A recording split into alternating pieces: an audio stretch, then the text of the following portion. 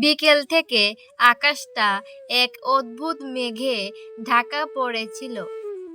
বাতাস টানছিল, যেন কিছু একটা ঘটতে চলেছে। রাত গভীর হওয়ার পর হঠাৎই বৃষ্টি শুরু হলো। অন্ধকারের মধ্যে টিপ টিপ করে বৃষ্টির শব্দ ছড়িয়ে পড়ছিল আর জলের স্রোত বেড়ে চলেছিল।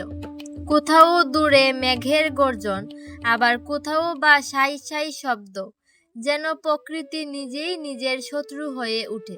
সবার অগোচরে সেই গভীর রাতে এক মানুষ তার ছোট্ট নৌকার মাঝখানে দাঁড়িয়ে ইলিশ মাছ ধরার জন্য প্রস্তুত ছিল।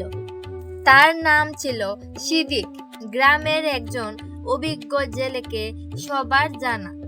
নৌকাটির মধ্যে অল্প কিছু জিনিস ছিল, একটা ছোট শাড়ি, টোপ এবং বেশ কয়েকটি জাল।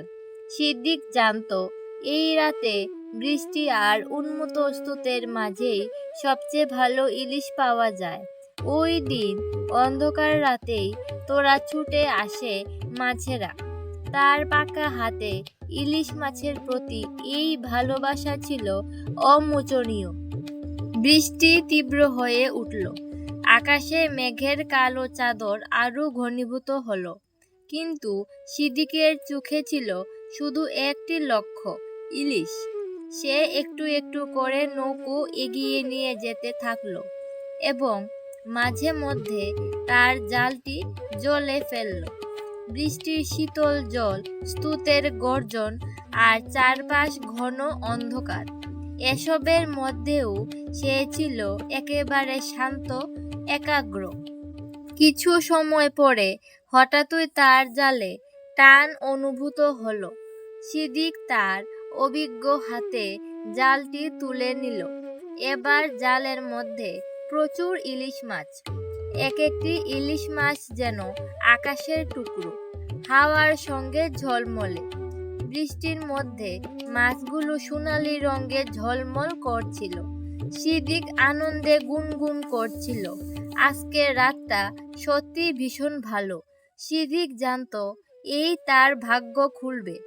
ইলিশ ধরা শেষে সে নৌকোয় বসে একটু থেমে বৃষ্টির শব্দ শুনতে শুনতে ভেবেছিল এই এক মুহূর্তের জন্যই সারা বছর ধরে মাছ ধরার জন্য কঠোর পরিশ্রম করত। সেই রাতে তিনি বুঝতে পেরেছিলেন প্রকৃতি যখন তার নিজস্ব ছন্দে চলে, তখন মানুষের সাহস ও একাগ্রতা তাকে সঙ্গ দেয়। সুন্দর সেদিন রাতে মধ্যরাতের বৃষ্টিতে সিদ্দিক ইলিশ মাছ ধরতে পেরেছিল, আর তাও এক নতুন আনন্দের সঙ্গে। বৃষ্টির জল তখন সিদ্দিকের শরীরের সঙ্গে মিশে যাচ্ছিল, তবু তার মন শান্ত ছিল আর চোখে এক অদ্ভুত জলখানি ছিল, যেন তিনি জানতেন এই রাতে তার জন্য বিশেষ কিছু অপেক্ষা করছে। নৌকা এগিয়ে চলছিল আর স্রোতের সঙ্গেও তার ছোট জাল ছুড়ে দেওয়া হচ্ছিল। এমন সময় হঠাৎ ঝলকানো দেখল। সিদ্দিক দ্রুত জালটি তুলে নিয়ে তার চোখের কোণে এক বিস্ময় দেখল, এক বিশাল ইলিশ মাছ। তার গা গোলাপি বর্ণের মতো, তাতে যেন সারা আকাশের কণা ধরা পড়েছিল। সিদ্দিক তখন মনে মনে বলল, এই মাছ তো একেবারে আশীর্বাদ। নৌকোটির গতি এক মুহূর্তের জন্য থেমে গেল। বৃষ্টির মধ্যে সেই মাছটির সাথে যেন এক চিরন্তন সম্পর্ক তৈরি হয়ে গেল। তার হাত আরো শক্ত হয়ে ধরেছিল জালটি, যেন সেই মুহূর্তটিকে তিনি ধরে রাখতে চাইছেন। স্রোত ছিল প্রবল, কিন্তু সিদ্দিকের মন স্থির ছিল।